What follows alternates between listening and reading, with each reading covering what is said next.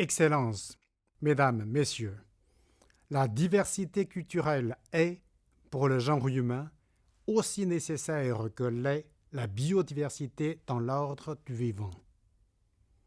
Ces mots sont ceux de la Déclaration universelle sur la diversité culturelle, adoptée par les États membres de l'UNESCO en 2001. Ils nous rappellent que diversité biologique et diversité culturelle sont étroitement liées, qu'elles se renforcent même mutuellement. Au cœur de cette COP 15 sur la biodiversité, il faut ainsi rappeler que nature et culture sont les deux faces d'une même médaille, celle du vivant. Et que nous devons les penser ensemble, saisir la profonde interdépendance entre l'homme et le reste du vivant, au-delà de cette opposition qui, dans de nombreuses sociétés, n'a pas de sens. C'est cette autre vision du monde que relaie, par exemple, le lexique de la langue Lakota en Amérique du Nord. Dans cette langue, le mot Mitakuye Oseyin signifie « tout est lié ». Face à la crise climatique, face à l'effondrement de la biodiversité, l'UNESCO s'engage pour promouvoir cette nouvelle éthique du vivant. C'est cette éthique que nous mettons en avant dans nos 1154 sites du patrimoine mondial qui, depuis maintenant 50 ans, nous rappellent que nature et culture sont interdépendantes et indissociables. Ces sites abritent et protègent d'ailleurs aujourd'hui une biodiversité unique. Par exemple, un tiers des éléphants ou des tigres sauvages restants dans le monde.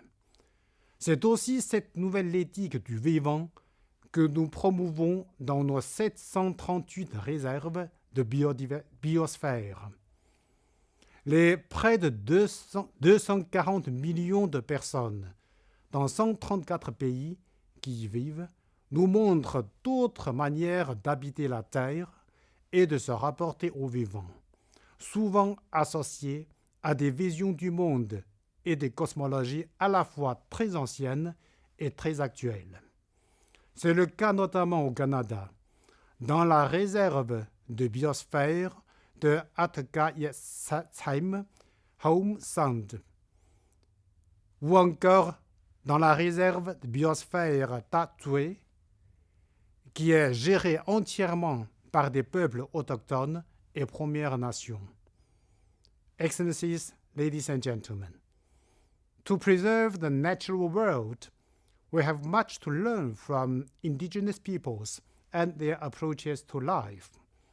We must take into account their knowledge in scientific publications and public policies. And this is what UNESCO is doing with its LINKS program on indigenous knowledge. We must also listen to their needs, protect their languages, their lexicons, their taxonomies, for losing this cultural and linguistic diversity will only weaken our relationship with nature.